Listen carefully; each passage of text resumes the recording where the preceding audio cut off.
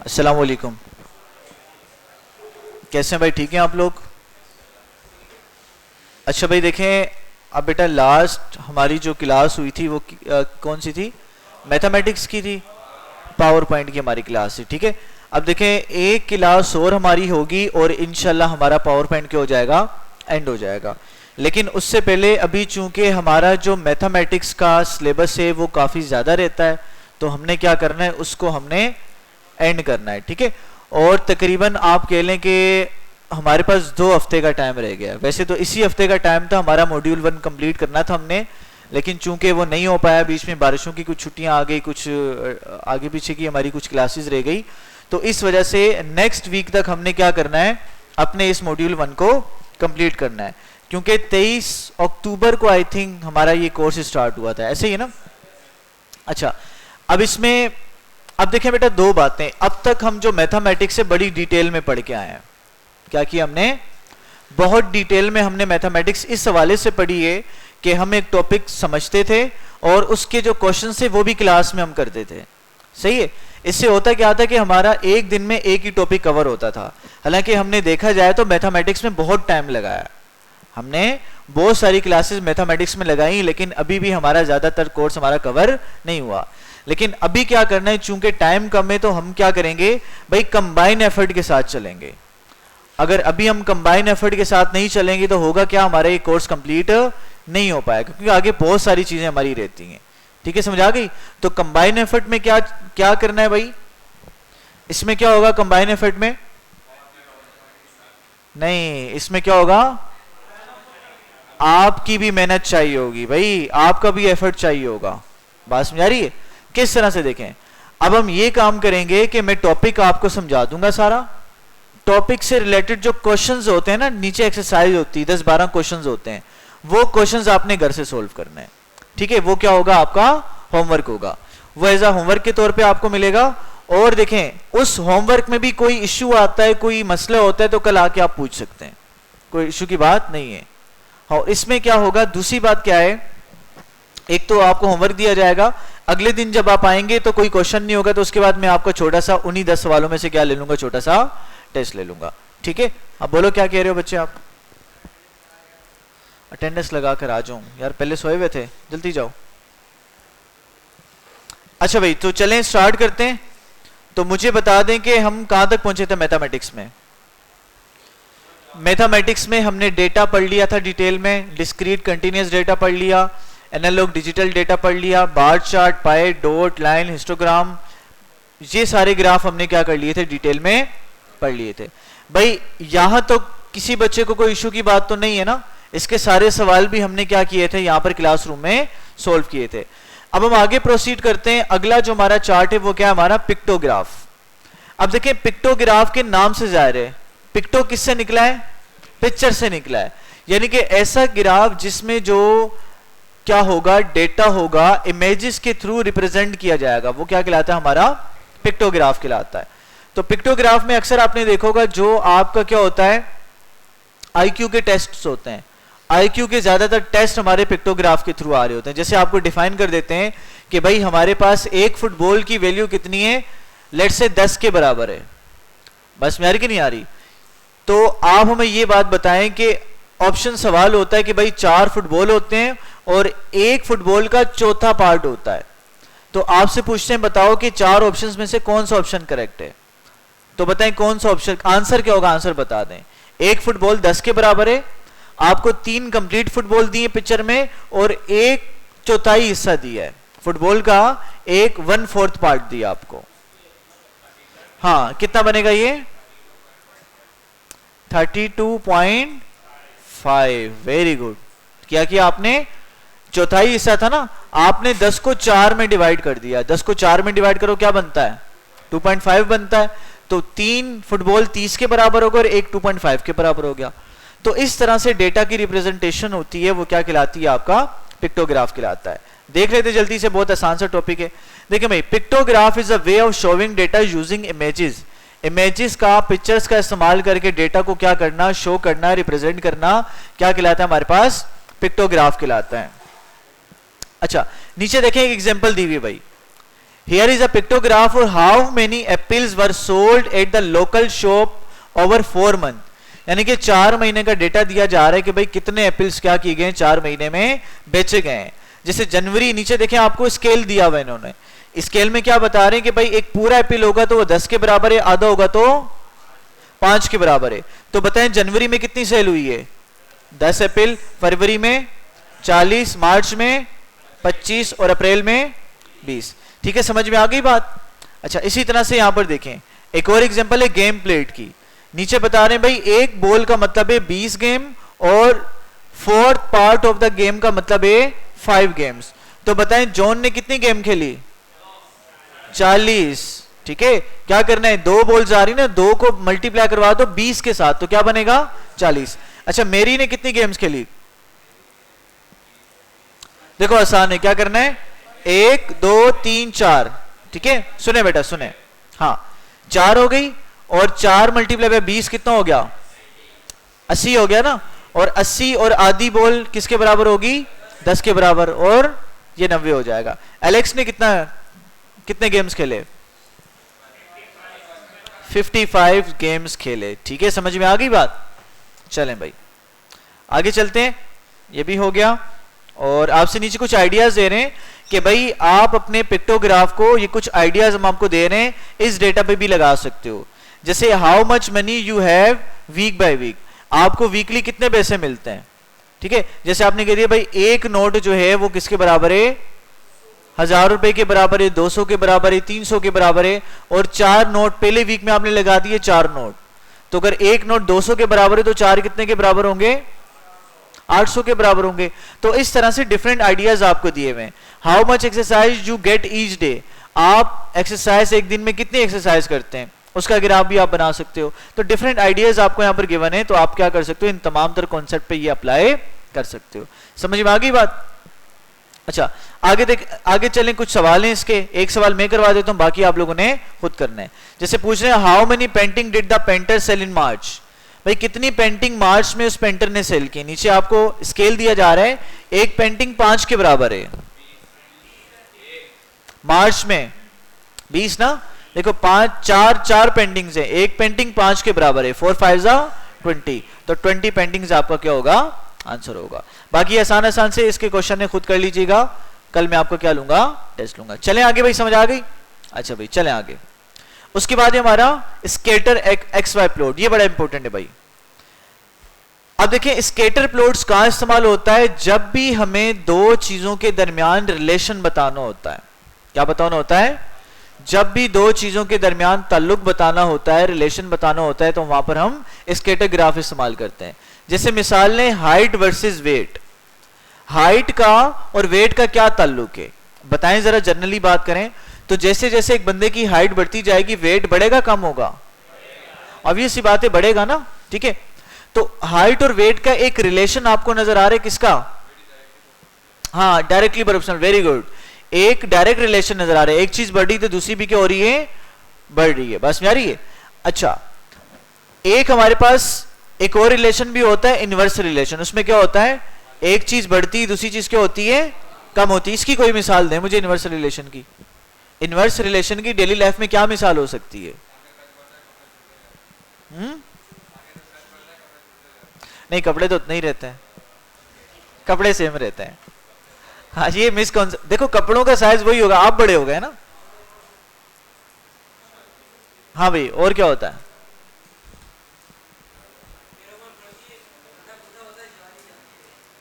हाँ उम्र बढ़ रही है और जवानी खत्म हो रही है, वेरी गुड शाबाश। उम्र बढ़ती चली जा रही है जवानी, लेकिन रूह ताकतवर होती चली जा रही है ना। यानी कि आप रूह से मुराद ये ले लें कि आपकी जो अकलमंदी है, आपकी जो क्या है अकलमंदी, विजडम आपको बढ़ता चला जा रहा है। खैर चलें, तो a scatter X Y plot has a point, hello, a scatter xy plot has points that show the relationship between two sets of data। जब दो सेट्स ऑफ डेटा में आपको एक रिलेशन बताना है तो आप क्या करते हो स्केटर प्लॉट का इस्तेमाल करते हो। जैसे हाइट और वेट के दरमियान रिलेशन बताया जा रहा है तो हमारे पास क्या मौजूद है भाई, ये डॉट्स के थ्रू आपने क्या करना है, वैल्यू को पुट करना है, और आपके पास जो डिफरेंट डॉट्स होंगे वो एक रिलेशन को शो कर रहे होंगे। किस तरह से शो करना है वो आगे देखते हैं। In this example each dot show 1 person weight versus their height. यहां पर हर पॉइंट क्या बता रहा है, एक बंदे की हाइट और वेट के बारे में बता रहे हैं। नीचे एक प्रॉपर एग्जांपल दी जा रही है आपको, the local ice cream shop keep track of how much ice cream they sell versus the Noon temperature of the day. Here are the figure for the last 12 day, यानी कि 12 दिनों की सेल्स आपको बताई जा रही है कि भाई टेम्परेचर के अकॉर्डिंग सेल्स क्या बनी है। ठीक है, तो देखें टेम्परेचर 14 था, 215 सेल, 16 था बढ़ गई, 11 था फिर कम हो गई, फिर 15 था फिर बढ़ गई, फिर 18 थी फिर बढ़ गई, और करते करते आपको ये पूरा उन्होंने डेटा दिया हुआ है। तो इसको हम जब क्या करते हैं, एक स्कैटर प्लॉट में पुट करते हैं, तो सारे डॉट्स को हमने क्या कर दिया, पुट कर दिया। अब पुट करने के बाद क्या समझ में आ रहा है आपको, सेल बढ़ रही कम हो रही है, सेल बढ़ रही है ना, यानी कि टेम्परेचर बढ़ने के साथ हमारी सेल भी क्या हो रही है, बढ़ रही है। इस तरह के रिलेशन को हम क्या कहते हैं, क्या कहते हैं, इसको हम डायरेक्ट रिलेशन कहते हैं ना, अभी थोड़ी देर पहले हमने पढ़ा। अच्छा, इसके मुख्तलिफ नाम भी हैं, उसको हम आगे जाके देखेंगे। देखें भाई क्या कह रहे हैं, now it is easy to see that the warmer weather lead to the more sale. यहां से हम आसानी से देख सकते हैं कि जैसे जैसे मौसम गर्म होता चला जा रहा है वैसे वैसे आइसक्रीम की सेल बढ़ती चली जा रही है। But the relation is not so perfect, लेकिन ये जो रिलेशन है ज्यादा परफेक्ट नहीं है। अच्छा, इसको अच्छी तरीके से देखने के लिए हम क्या करते हैं, लाइन ऑफ बेस्ट फिट निकालते हैं। यानी कि हम क्या करते हैं, जहां से हमारी सेल या हमारा ग्राफ स्टार्ट हुआ है वहां से एक स्ट्रेट लाइन बनाते हैं। हमारी कोशिश ये होती है कि ज्यादा से ज्यादा पॉइंट हमारी लाइन पर आए या ज्यादा से ज्यादा पॉइंट हमारी लाइन के करीब हों। दूसरी बात क्या ध्यान में रखते हैं, जितने पॉइंट्स लाइन के ऊपर हैं कोशिश करें इतने पॉइंट लाइन के बिलो भी हों। ये बात, दो बातें हम ध्यान में रखते हैं। अच्छा भाई चलें आगे। Try to have the line as close as possible to all points. हमने क्या करना है, ये कोशिश करनी है कि हमारे पास जो लाइन है वो पॉइंट्स के जितना करीब हो सकती है आ जाए। And as many point above the line as below, और जितने पॉइंट्स लाइन के ऊपर हो उतने ही लाइन से नीचे हो। But for the better accuracy we can calculate the line using the least square acceleration and the least square calculator. ठीक है भाई ज्यादा एक्यूरेसी के लिए हम क्या करते हैं, लीस्ट स्क्वायर कैलकुलेटर या रिग्रेशन का हम इस्तेमाल करते हैं। किस तरह से देखते हैं आगे। अच्छा, यहां पे कुछ मिसालें देखें, यहां पर दी हुई हैं। स्केटर प्लॉट दिया हुआ है, सी लेवल राइज का, जब सी लेवल क्या होता है मुख्तलिफ सालों के लिहाज से क्या हो रहा है, कम ज्यादा हो रहा है, उसमें रेस देखने को मिल रहा है। ठीक है, यहाँ पर एक और दिया हुआ है, और नीचे आपको बेस्ट फिट यहाँ पर लाइन बनाकर बताई हुई है कि भाई इन्होंने एक लाइन बनाई है जो कि जिसके ऊपर भी मैक्सिमम उतने ही पॉइंट्स आ रहे हैं, नीचे भी उन्होंने कोशिश की है कि पॉइंट आपके आ जाए। और ये क्या बता रहा है, सी लेवल के राइज को बता रहे हैं, फॉल को बता रहा है, राइज को बता रहे हैं ना, बढ़ने को बता रहा है। ठीक है, अच्छा इसमें दो इंपॉर्टेंट बातें, एक है इंटरप्लोटेशन, एक है एक्स्ट्राप्लोटेशन। इंटरप्लोटेशन का मतलब यह होता है कि आप अपने ग्राफ में, आप अपने ग्राफ की रेंज के अंदर कोई वैल्यू आइडेंटिफाई कर रहे हैं। हाँ भाई मुबशिर, क्या कहा, इंटरप्लोटेशन का मतलब क्या है कि ग्राफ की रेंज के अंदर कोई वैल्यू आप मालूम कर रहे हो। जैसे देखो, अब 20, 22 और 24 और 26 का टेम्परेचर है, लेकिन 21 का टेम्परेचर यहां पर नंबर गिवन आपको नहीं है। अगर आपने 21 का मालूम करना है तो 21 वाली 20 के आगे और 20 और 22 के दरमियान क्या है, एक नंबर का डिफरेंस है, एक बॉक्स का डिफरेंस है। तो अगर उस बॉक्स को हाफ कर दूंगा तो क्या बन जाएगा, 21 बन जाएगा ना। तो 21 वाली लाइन में ऊपर गए और आपने क्या करना है, उसी पॉइंट में आपने सीधे चले जाना है। समझा रही है, तो हाँ उस लाइन पे आपने सीधे जाना है, तो आपको पता लगेगा कितनी सेल आपकी यहां पर आ रही है। समझा रही है, या 480 की सेल कितने टेम्परेचर पर रही। ठीक है, तो ये आपने क्या किया, आपके टेबल के अंदर, आपके प्लॉट के अंदर आपने एक वैल्यू को मालूम किया। ये क्या कहलाता है, इंटरप्लोटेशन कहलाता है। अब एक्स्ट्राप्लोटेशन क्या होता है कि आप अपनी जो ग्राफ की आपको रेंज गिवन है, इस डेटा के बाहर कोई पॉइंट आप देखना चाह रहे हो। जैसे मैं कहता हूं भाई मुझे बताओ कि 28 डिग्री सेंटीग्रेड पर कितनी सेल होगी, तो अब 28 तो यहां पर मौजूद नहीं है ना। आप एक्स्ट्राप्लोटेशन के लिए क्या करोगे, यहां पे 28 का टेम्परेचर बना दोगे, 26, 27, 28 बना दोगे, और फिर 28 बना के भाई ये लाइन को आगे लेकर जाओगे और 28 की सीध में आपने देखना है कि भाई क्या क्या वैल्यू बन रही है। तो क्या होगा, वो आपकी ग्राफ की रेंज से बाहर चली जाएगी। वैल्यू ऑब्वियस सी बात है क्या होगी, 28 में क्या होगी, 700 से ऊपर ही जाएगी ना। जब 700 से ऊपर जाएगी तो इसका मतलब आपने क्या किया, आप अपने ग्राफ की रेंज से बाहर निकल आए, ठीक है, तो ये क्या कहलाता है, जब भी आंसर को ग्राफ की रेंज से बाहर देखा जाता है, डेटा की रेंज से बाहर देखा जाता है, तो ये क्या कहलाता है, एक्स्ट्राप्लोटेशन कहलाता है। क्या कहलाता है, एक्स्ट्राप्लोटेशन। आगे चलते हैं भाई, समझ में आ गई ना इंट्राप्लोटेशन और एक्स्ट्राप्लोटेशन। देखिए यहां पर आपको ग्राफ में बताया भी जा रहा है कि भाई 29 डिग्री सेंटीग्रेड आपका टेम्परेचर है, 29 डिग्री सेंटीग्रेड पे देखना है। आप सीधा लेकर गए, आपने लाइन को आगे एक्सटेंड करवाया और देखा भाई कितना यहां पे सेल बन रही है, तो प्रोबेबिलिटी कितनी बन रही है, $740 की आपकी सेल बन रही है। तो यही बात आपसे कह रहे हैं, here we use linear extrapolation to estimate the sales is 29 degree centigrade which is the higher than value we have, जो कि क्या है, ज्यादा है, ऑब्वियस सी बात है, जो वैल्यू हमारे पास पहले मौजूद थी। अच्छा भाई क्या कह रहे हैं, केयरफुल, यहां पे खबरदार आपको कर रहे हैं, extrapolation can give misleading result, ये समटाइम क्या देगी, आपको गलत रिजल्ट भी दे सकती है, because we have all are in uncharted territory, क्योंकि हम उस जगह पर मौजूद हैं जो कि हमारी मिल्कियत में जगह नहीं है, यानी कि अपनी जहां पर हुकूमत चलती है उसकी दूसरी जगह पे मौजूद है, तो जाहिर सी बात है वहां पर हमारी हुक्मरानी चलेगी नहीं, तो समटाइम ये गलत भी हो सकता है। अच्छा इस इक्वेशन को छोड़ दें, स्लोप वगैरह निकालने वाली, इसको छोड़ दें आप, ठीक है, ये हाई लेवल की कैलकुलेशन है। अब बात करते हैं कोरिलेशन की। कोरिलेशन का मतलब क्या है, कोरिलेशन, जिसे एक लफ्ज सुना होगा आप लोगों ने, कोरिलेशन से मिलता जुलता आपको लफ्ज नजर आ रहा है, क्या होता है, को एजुकेशन। तो को एजुकेशन का मतलब क्या है,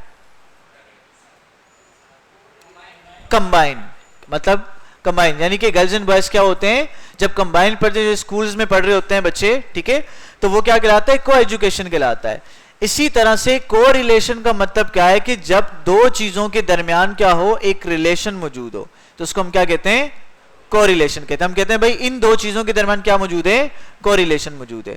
तो देखते हैं कोरिलेशन क्या है भाई, देखें, when the two sets of data are strongly linked together, जब दो सेट ऑफ डेटा आपस में क्या होते हैं, स्ट्रांगली लिंक्ड होते हैं, बड़ी मजबूती के साथ अटैच होते हैं, तो वो क्या कहलाता है, हमारा हाई कोरिलेशन वहां पर होता है, ठीक है।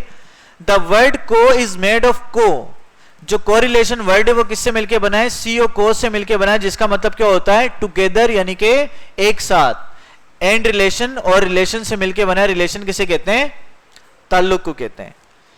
कोरिलेशन भाई देखें, अब कोरिलेशन भाई दो तरह को होते हैं, एक होता है पॉजिटिव, एक होता है नेगेटिव। पॉजिटिव कोरिलेशन क्या होगा,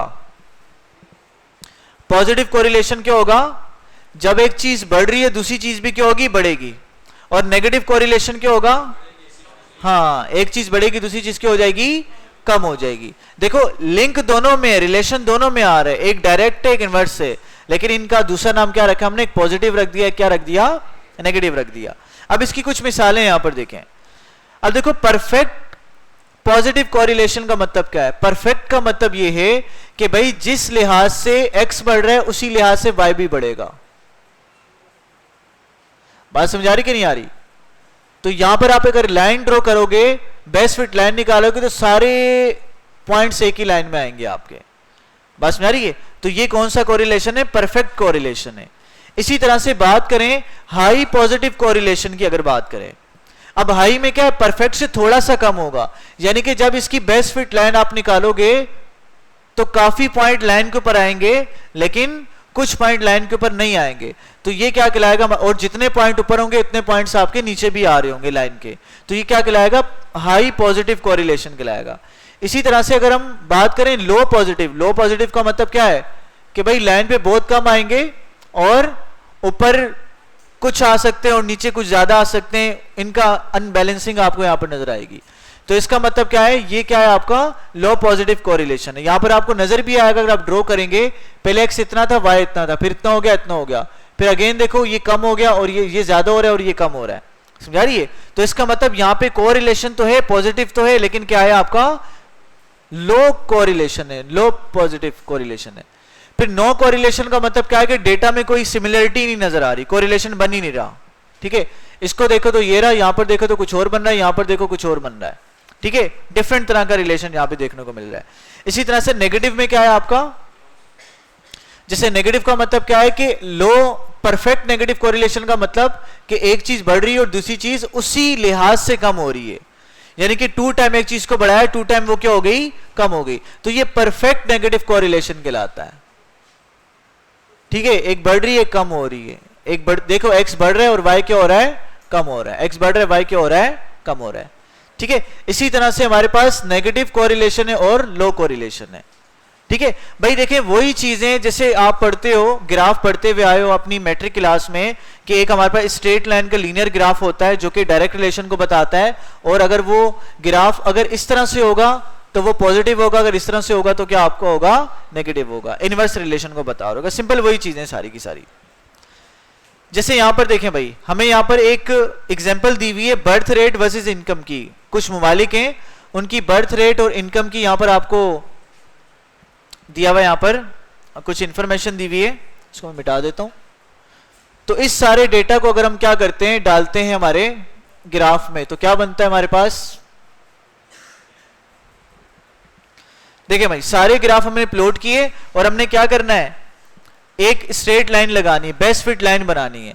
अब देखिए यहां से हमें पता लग जाएगा, जैसे जैसे हम नीचे आ रहे हैं 100 कंट्रीज का हमें दिया गया है और यहां से हमारी आबादी क्या हो रही है, पॉइंट्स क्या बता रहे हैं, नेगेटिव कोरिलेशन बता रहे हैं, यानी कि रेट क्या हो रहा है, ऐसा ऐसा कम होता चला जा रहा है। जैसे जैसे इनकम बढ़ती चली जा रही है वैसे वैसे बर्थ का रेट क्या होता चला जा रहा है, कम होता चला जा रहा है। ठीक है,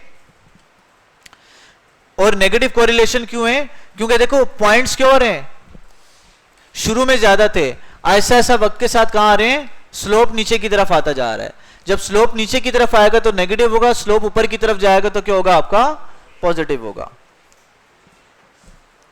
अच्छा भाई, इसके भी भाई सवाल हैं छोटे छोटे, इसको हम देख लेते हैं।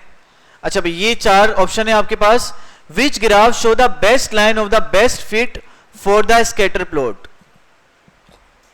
बेस्ट लाइन फिट कौन सा होगा स्कैटर प्लॉट में, अगर इस सारे चार्ट्स को देखा जाए तो कौन सा बेहतरीन आंसर बता रहा है,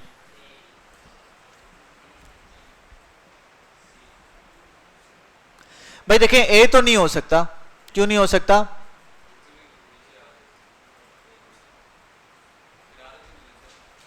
क्योंकि इसमें आखिर वाले पॉइंट को कुछ इंपॉर्टेंस नहीं दी, समझा रही है, राइट वाले पॉइंट्स को इसने क्या किया है, कुछ इंपॉर्टेंस नहीं दी। यहां पर ये पॉइंट्स हैं, कुछ लाइन बताई नहीं रही इसके बारे में। अच्छा सी वाले पे देखें जरा, सी वाला क्यों नहीं है भाई, सी वाले को अगर देखें तो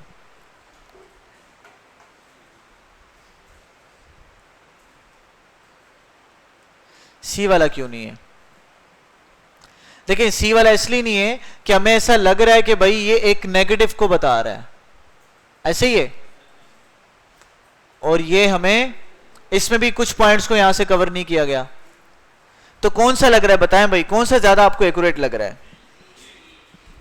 बी वाले कितने हैं, बी वाले, और डी वाले कितने, डी वाले, डी वाला कोई नहीं, सारे बी वाले हैं। चले भाई बी चेक करते हैं, भाई बी हमारा ठीक नहीं है। अब क्यों ठीक नहीं है भाई, यहां पर बेटा देखें, यहां पर जरा ये सारा आंसर लिखा है, देखें क्या कह रहे हैं, ignore those point to the right of the graph. A में क्या है, राइट ऑफ द ग्राफ के पॉइंट को इग्नोर किया हुआ है, तो ए तो नहीं है। फिर बी देखें, B ignore those point at the top of the graph, B ने क्या किया है, टॉप ऑफ द वैल्यू है उनको क्या किया हुआ है, इग्नोर किया हुआ है। अच्छा सी पर देखें, C show positive correlation when points clearly show or negative correlation. C में क्या है, सी पॉजिटिव कोरिलेशन बता रहा है, लेकिन ग्राफ में क्या बता रहा है, नेगेटिव कोरिलेशन बता रहा है। बात समझा रही, देखें ऐसा ऐसा चीजें क्या हो रही हैं आपकी, डिक्रीज की तरफ आ रही हैं। और डी क्यों सही है, D show the best line of fit, D में क्या आ रहा है, बेस्ट लाइन ऑफ फिट आ रही है जी। हाँ टॉप की वैल्यू नहीं बता रहा, लेकिन इस टॉप की वैल्यू को मैक्सिमम कवर किया हुआ है, यानी कि जितनी पॉइंट्स ऊपर आ रहे हैं उतने ही पॉइंट के उसके नीचे भी आ रहे हैं तकरीबन। ठीक है, तो इस तरह से आपने क्या करना है, इसके 12 एक सवाल हैं, आपने इनको क्या करना है, देखना है। कोई भी मसला होता है तो कल आके पूछेंगे। बहरहाल देखें, अगर गलत भी आप जवाब लगाते हैं ना, नीचे सारे आपको नीचे आंसर बताता है कि भाई ये वाला क्यों नहीं था, ये वाला क्यों नहीं था, ये वाला क्यों नहीं था, सारी रीजन आपको बता रहा होता है। और उम्मीद करता हूं इतनी तो ट्रांसलेशन आपकी ठीक होगी। ठीक है भाई, अगर फिर भी नहीं समझ आता तो कल आके पूछेंगे आप लोग।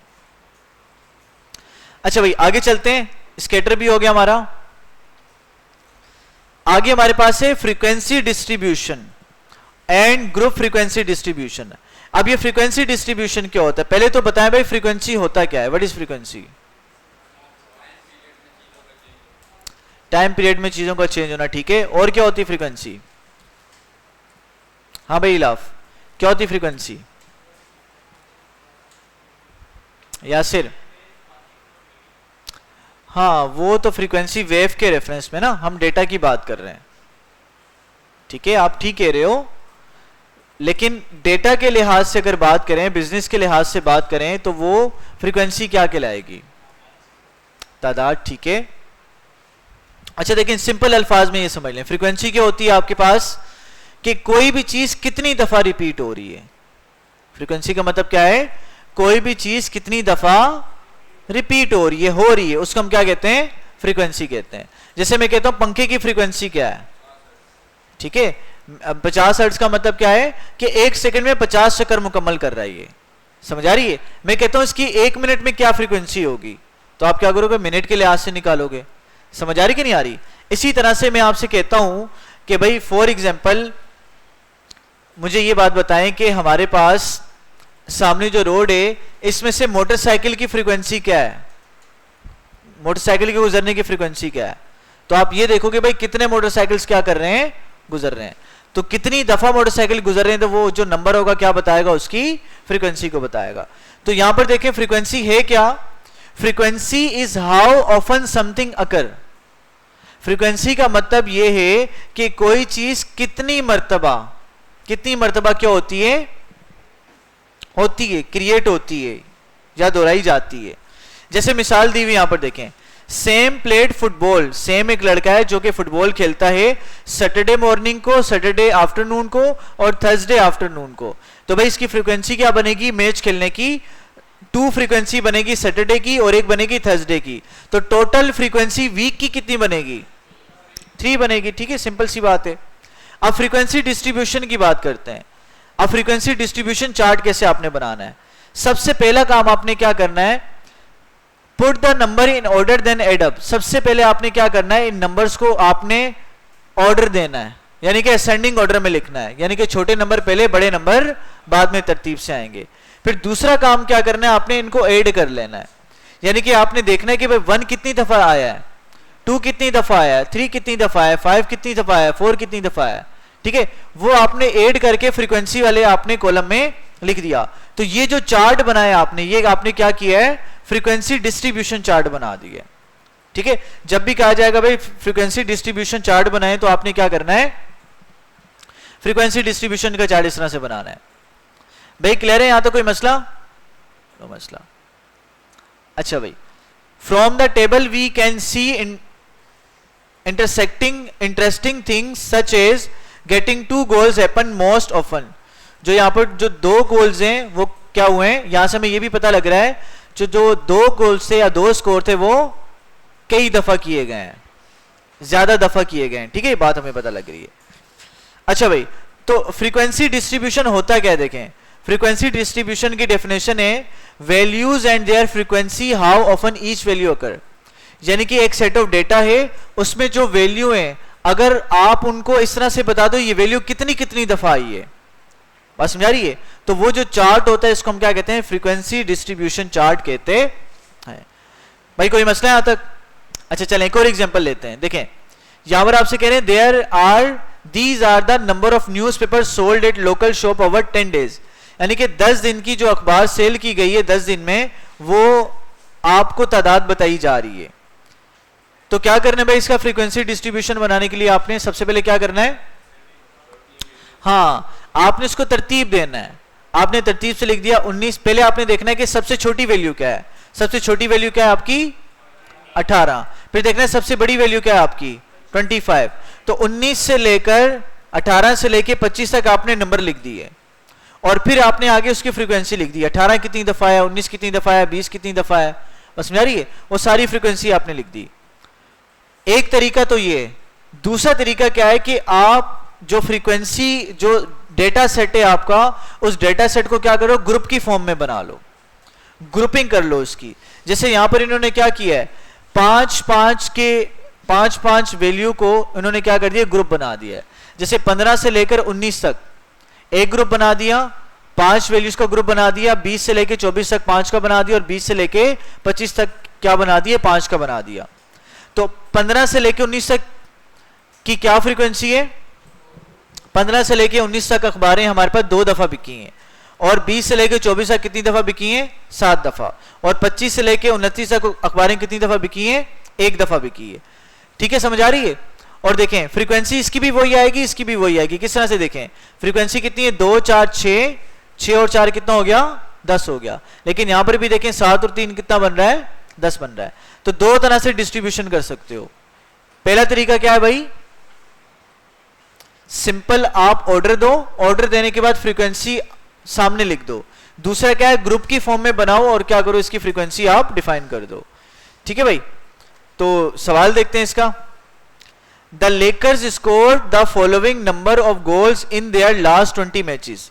भाई लेकर्स नामी एक प्लेयर था, उसने अपने पिछले 20 मैचेस में ये स्कोर बनाया है। Record the result in frequency distribution table and determine which had the highest frequency. आपने क्या करना है, इस स्कोर को फ्रीक्वेंसी डिस्ट्रीब्यूशन चार्ट इसका बनाना है और बताना है सबसे हाई फ्रीक्वेंसी कौन से मैच की थी। ठीक है भाई, तो पहला स्टेप क्या होगा, हाँ भाई मुबशिर इसको बुलाओ, क्या नाम है इसका, पहला स्टेप क्या होगा, पहला स्टेप क्या होगा भाई, हाँ पहला स्टेप ये होगा नंबर को तरतीब में लिखना है। दूसरा स्टेप क्या होगा, उसका टेबल बनाना है ना, वो तरतीब से नंबर आपने लिखे और सामने लिखना है कि भाई ये वाला स्कोर था कितनी दफा रिपीट हुआ है, ये वाला स्कोर कितनी दफा रिपीट हुआ है, उसकी फ्रीक्वेंसी आपने डिफाइन करनी है। और फिर डिफाइन करने के बाद आपको पता लग जाएगा कौन सा स्कोर ज्यादा दफा रिपीट हुआ है। तो यहां से कौन सा स्कोर ज्यादा रिपीट हुआ है भाई बताएं जरा, 3 2 3 4 5 6, तो 3 हमारा ज्यादा दफा क्या हुआ है, रिपीट हुआ है।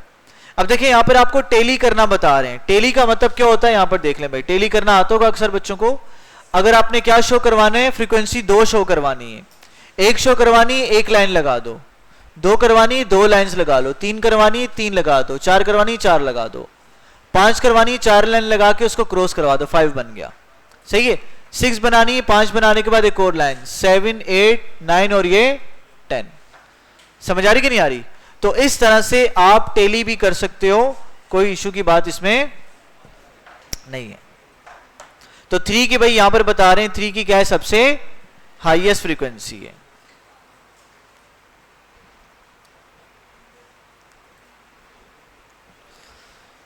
अच्छा भाई, अब ग्रुप फ्रीक्वेंसी डिस्ट्रीब्यूशन की बात करते हैं। भाई यहां तक कोई मसला तो नहीं है ना। अब तक क्या पढ़ा हमने, स्कैटर प्लॉट पढ़ लिया, और क्या पढ़ा हमने, फ्रीक्वेंसी के बारे में पढ़ा। और अब पढ़ रहे हैं कि भाई ग्रुप फ्रीक्वेंसी डिस्ट्रीब्यूशन क्या होती है। पहले तो हमने क्या देखा भाई, ग्रुप की फॉर्म में हम क्या करते हैं, फ्रीक्वेंसी को डिस्ट्रीब्यूट कर सकते हैं। लेकिन अब एक्चुअली आपने किस तरह से ग्रुप की फॉर्म में फ्रीक्वेंसी डिस्ट्रीब्यूशन चार्ट बनाना है, अब इसके स्टेप बाय स्टेप देखते हैं, मेथड्स देखते हैं। ये तो वही एग्जांपल दी हुई है आपको, नीचे चलते हैं, यहां से मेन आपका स्टार्ट हो रहा है। देखिए भाई ये ऊपर वाली वही 2 एग्जांपल हैं जो अभी हम पढ़ के आ गए। नीचे आते हैं, ग्रुप फ्रीक्वेंसी डिस्ट्रीब्यूशन क्या कह रहे हैं, we just saw how we can group frequencies. अब हमने ये देखना है कि भाई किस तरह से हमने फ्रीक्वेंसीज को ग्रुप करना है।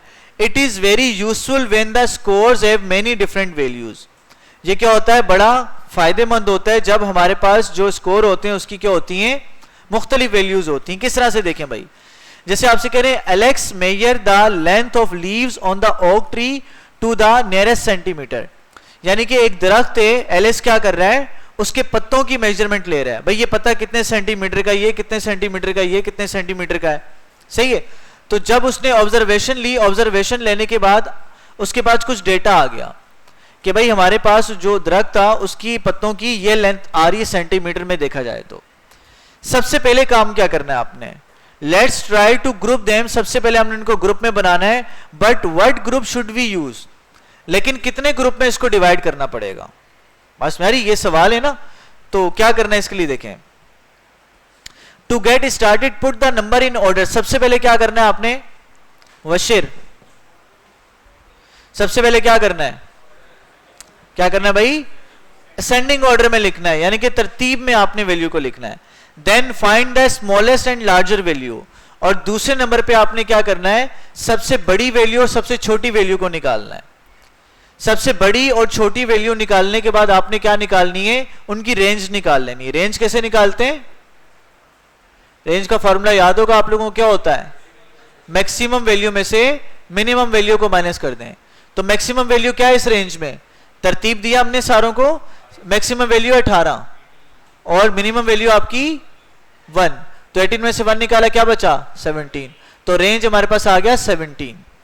ठीक है, तो पहला स्टेप अरेंज दो सारी अरेंज करो सारी वैल्यूज को, और दूसरा क्या करो, उसकी रेंज निकाल लो। अरेंज करने के बाद रेंज निकाल दो। फिर क्या करना है, अब हमने बताना है ग्रुप का साइज कितना होगा भाई। देखें, now calculate N approximate group size by dividing the range by how many group you would like. क्या कह रहे हैं, अब आप ये निकालना चाह रहे हो कि भाई ग्रुप का साइज कितना होगा, यानी कि एक ग्रुप में कितने नंबर्स आपके पास आएंगे। तो सिंपल क्या काम करना है, अब जितने भी ग्रुप आप बनाना चाह रहे हो ये आप पे डिपेंड करता है। आपने 5 ग्रुप का सेट बनाना है, आपने 2 ग्रुप का बनाना है, 3 ग्रुप का बनाना है, 4 ग्रुप का बनाना है, तो आपने जो रेंज आई है उस रेंज से क्या करना है, उस नंबर को डिवाइड करना है। भाई क्या करना है, पहला स्टेप क्या है, अरेंज करना, दूसरा स्टेप है रेंज निकालना, तीसरा स्टेप है क्या करना, डिसाइड करना कि भाई कितने ग्रुप में आपने डिवाइड करना है इस पूरे डेटा सेट को, 4 में करना है, 5 में करना है, ये आपकी मर्जी है। लेकिन अब उस ग्रुप का साइज क्या होगा, एक ग्रुप में कितने डिजिट आएंगे, कितनी वैल्यूज को रखना है आपने, वो निकालने के लिए क्या करना है। जैसे मिसाल के, आपने डिसाइड किया कि भाई आपने 5 ग्रुप में डिवाइड करना है वैल्यू को, तो जो रेंज आपकी आई है उस रेंज को किससे डिवाइड करेंगे, 5 से डिवाइड कर देंगे। अगर आपके पास वैल्यू आ रही है 3.4, भाई अब ग्रुप आधा तो नहीं होता ना, पॉइंट में तो नहीं होता, हमने क्या करना है, इसको पूरा एक वैल्यू बनानी है, राउंड ऑफ करना है इसको। 3.4 को किस में राउंड ऑफ कर देंगे, 4 में राउंड ऑफ कर देंगे। ठीक है, 3.4 को किस में करेंगे, 4 में कर देंगे। ठीक है, उसको छोड़ दें, जो प्रीवियस राउंड ऑफ पढ़ के आए ना उसको छोड़ दें। ठीक है, समझ में आ रही है, हम चाह रहे हैं कि मैक्सिमम वैल्यू नंबर हमारा मैक्सिमम की तरफ जाने, मिनिमम की तरफ हमने नहीं जाना। अगर 8.1 आ गया तो फिर क्या करेंगे, फिर हम क्या करेंगे, 8 की तरफ चले जाएंगे। लेकिन अगर 8.4 आ रहा है, 8.6 आ रहा है, तो कहां जाएंगे, हम 9 की तरफ ही जाएंगे। सही है भाई। अच्छा, फिर क्या करना भैया, आपने pick a starting value that is less than or equal to the smallest value. जो स्टार्टिंग वैल्यू होगी आपके ग्रुप की, जैसे मिसाल के तौर पर आंसर क्या आया, अभी हमने आंसर निकाला 4, यानी कि एक ग्रुप में 4 नंबर होंगे हमारे, तो उसकी स्टार्टिंग वैल्यू क्या होगी हमारे ग्रुप की, क्या करें भाई, देखें क्या लिखा हुआ है, pick a starting value that is less than or equal to the smallest value, जो कि क्या होगी, छोटी होगी आपके किसके, आपकी सबसे छोटी वैल्यू के। तो सबसे छोटी वैल्यू क्या थी हमारे पास, इस डेटा सेट में 1 थी, तो 1 से छोटा क्या होगा, 0 होगा। यानी कि स्टार्ट कहां से करना है, ग्रुप को आपने 0 से स्टार्ट करना है। तो क्या बनेगा भाई, 4 नंबर रखने हैं, 0 से लेकर 4 तक। कहां तक नंबर आ रहे हैं, पहला ग्रुप कहां तक बनेगा, 0 से लेकर 3 तक, ऐसे ही ना। देखो 4 नंबर कहां पर आ रहे हैं, 0 1 2 3, 0 1 2 3, सही है भाई। फिर क्या बनेगा, 3 से लेकर 4 से लेकर 7 तक, फिर 8 से लेकर 11 तक, सही है भाई। इस तरह से आपने क्या करना है, कितने ग्रुप बनाने हैं, 5 ग्रुप बनाने हैं। कितने बनाने हैं, ग्रुप 5 बनाने ऊपर हमने डिसाइड किया था, सही, इसलिए 17 को 5 से डिवाइड किया। लेकिन हर ग्रुप में कितने नंबर होंगे, 4 नंबर होंगे, सही है, समझ आ गई। चले भाई आगे चलते हैं। हमने बना दी भाई, 0 से 3 आ गया, 4 से 7 आ गया, 8 से 11 आ गया, 12 से 15 और 16 से 19। देखो 5 सेट आ रहे हैं, 1 2 3 4 5। भाई ये क्यों कर रहे हैं भाई, देखिए अगर आप क्या करोगे, ग्रुप नहीं बनाओगे तो ये सारे नंबर्स को आपको लिखना पड़ेगा, 1 से 18 तक आपको पूरा लिस्ट बनानी पड़ेगी, समझ आ रही है, और आपके लिए मुश्किल भी होगी। लेकिन यहां से क्या हो गया, आपने जब ग्रुप में बनाया तो इजीली आप थोड़ी सी जगह आपकी कंज्यूम होगी और आप बता दोगे इसकी इतनी फ्रीक्वेंसी मौजूद है। अच्छा भाई आगे चलते हैं, नीचे आते हैं, और नीचे आने के बाद देखें भाई, हमने ये बताना है के 0 से लेकर 3 तक की कितनी फ्रीक्वेंसी है, तो इस डेटा को देखना पड़ेगा दोबारा। भाई 0 से लेकर 3 तक कितने डिजिट रिपीट हो रहे हैं, देखो 1 की आ गई, 3 आ गई, और यहां पर और कोई नंबर आपको नजर नहीं आ रहा, तो 0 से लेकर 3 तक कितनी फ्रीक्वेंसी बनेगी, 3 बनेगी। 4 से लेकर 7 तक कितने डिजिट रिपीट हो रहे हैं, देखें 4 2 दफा हो गया, 5 3 दफा, 4 और 5 कितना हो गया, 2 और 3 कितना हो गया, 5 और 6 और ये 7, तो क्या बनेगा यहां पर फ्रीक्वेंसी कितनी आ जाएगी, 7।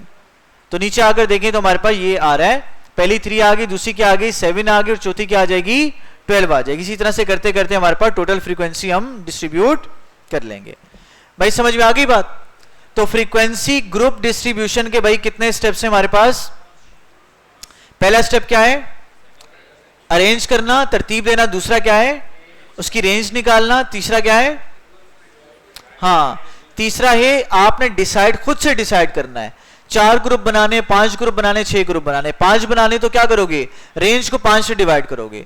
3 बनाने तो 3 से डिवाइड करोगे। 4 बनाने तो 4 से डिवाइड करोगे। और अगर आपके पास पॉइंट में नंबर आ जाता है, अगर पॉइंट में नंबर आएगा तो क्या करोगे, आप उसको राउंड ऑफ करोगे हायर वैल्यू की तरफ। समझ आ रही है। तो हायर वैल्यू की तरफ राउंड ऑफ करने के बाद आपने वो जो आंसर आएगा आपका, वो बताएगा एक ग्रुप में कितने डिजिट होंगे। और जो पहला डिजिट रखना है वो कौन सा रखना है, सबसे नहीं, 0 नहीं रखना, सबसे छोटी वैल्यू से छोटी वैल्यू रखनी है। अगर आपकी रेंज स्टार्ट हो रही किससे, 4 से स्टार्ट हो रही है, तो पहला क्या होगा, 3 होगा। सही समझ में आ गई। अच्छा जी, आगे चलते हैं भाई। हमारे पास ये भी हो गया, स्टीम एंड लीफ प्लॉट्स। ये देख लें भाई, ये बड़ा इंपॉर्टेंट कॉन्सेप्ट है। अब मुझे बताएं कि स्टीम और लीफ में क्या फर्क होता है। स्टीम और लीफ क्या होता है, ठीक है। यानी कि स्टीम हम किसे कहते हैं, शाख को कहते हैं, और लीफ किसे कहते हैं, पत्ते को कहते हैं। इंपॉर्टेंट क्या है, शाख है पत्ता, शाख पे पत्ता लगा हुआ होता है, तो शाख क्या है, इंपॉर्टेंट है, ठीक है। तो स्टीम और लीफ का क्या कॉन्सेप्ट है, देखें।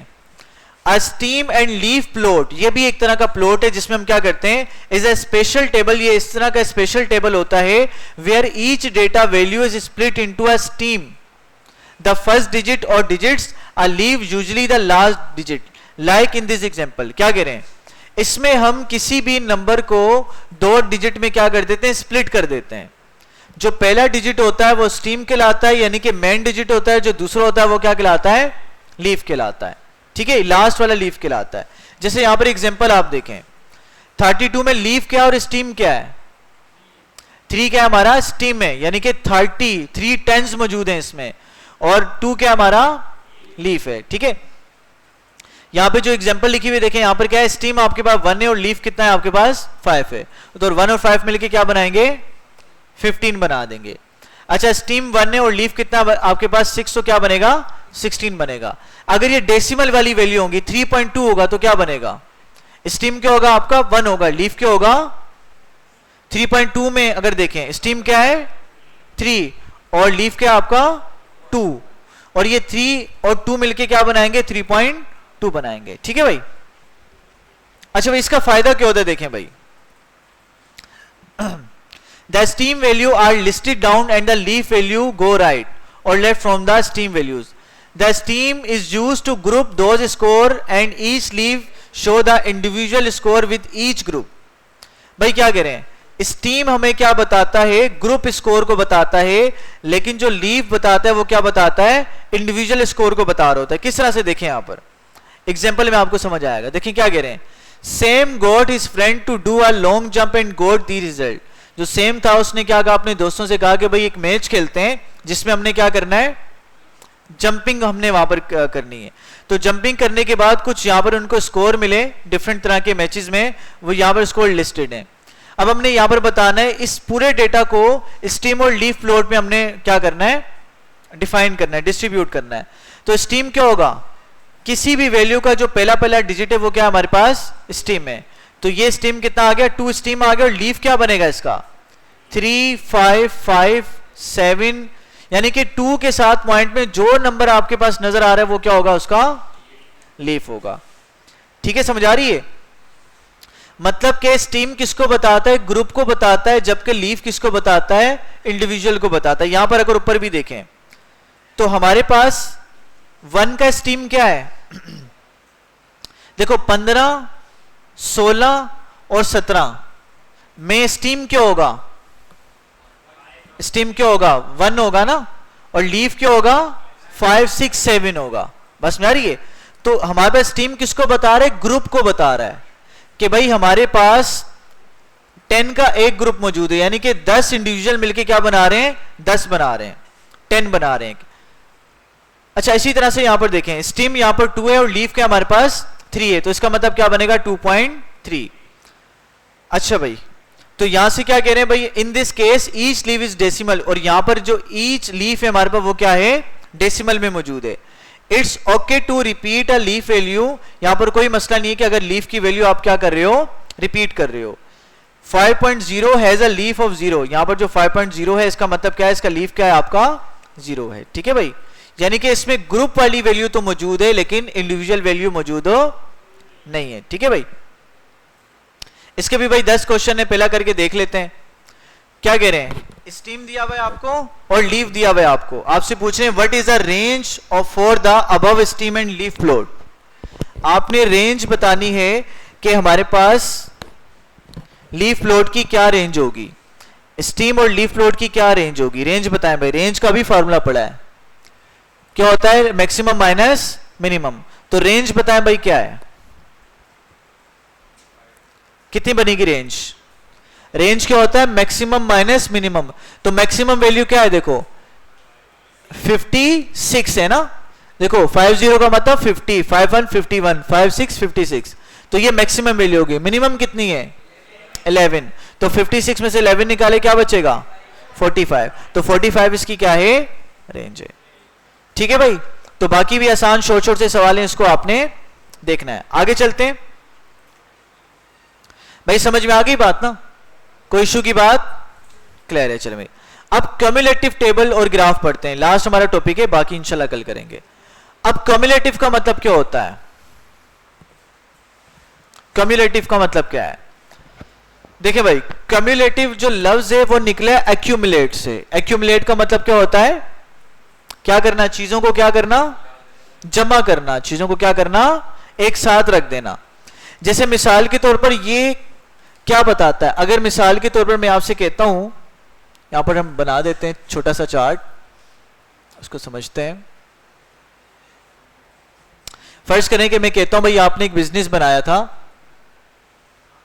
और उस बिजनेस के डिफरेंट एनालिटिक्स आपको नजर आए, यानी कि मंथ और सेल्स की बात करते हैं, पहला मंथ, दूसरा मंथ और तीसरा मंथ।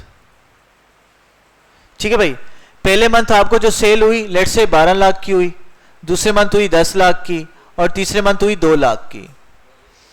ठीक है, मैं कहता हूं कि भाई मुझे बताओ दूसरे महीने में आपके बिजनेस की कितनी सेल हुई थी, दूसरे महीने तक आपके बिजनेस में कितनी सेल हो चुकी थी। तो आप क्या बताओगे कितनी सेल हुई थी, कितनी हुई थी, 10 लाख हुई थी।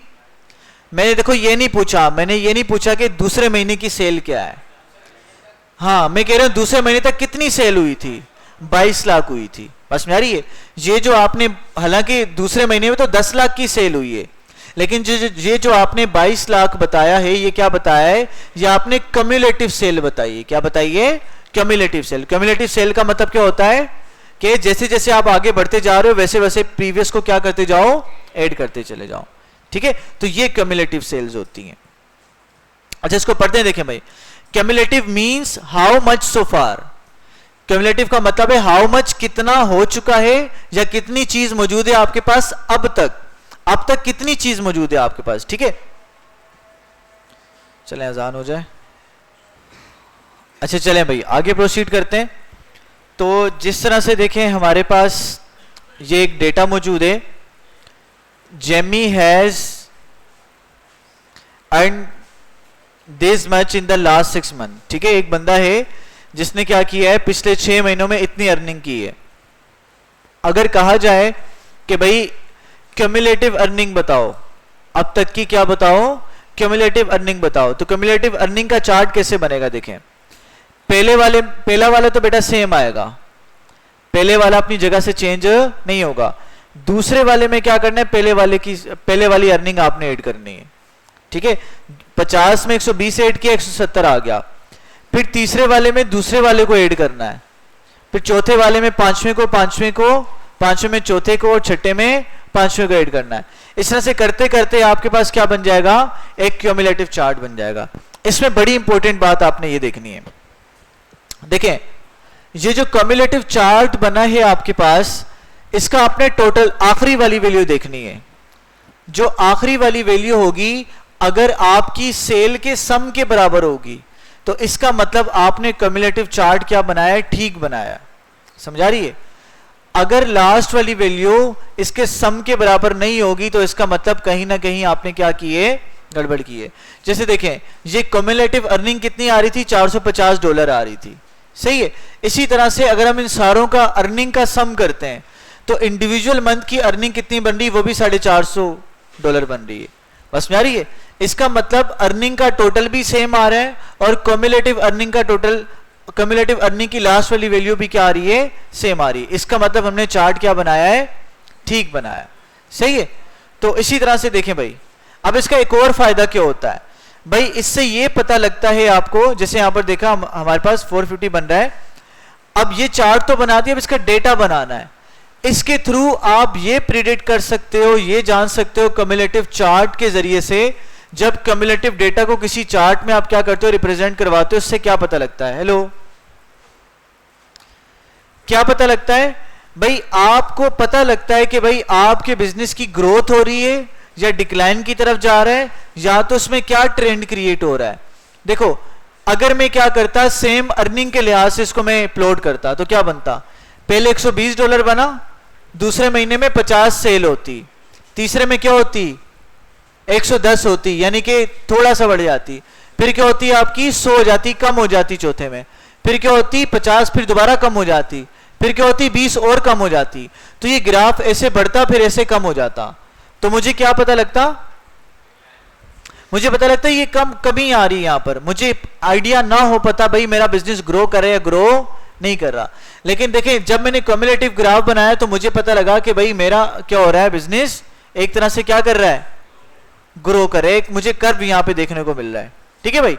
तो क्यूमुलेटिव में आप क्यूमुलेटिव चार्ट को आप क्या कर सकते हो भाई, बार ग्राफ में भी लगा सकते हो, हिस्टोग्राम में भी शो करवा सकते हो, और दूसरे लाइन ग्राफ में भी क्या कर सकते हो, आप शो करवा सकते हो, ठीक है। जो कि क्या बता रहे भाई, हर गुजरते उसके साथ आपकी क्यूमुलेटिव अर्निंग या क्यूमुलेटिव सेल क्या होती चली जा रही है, बढ़ती चली जा रही है, ठीक है भाई।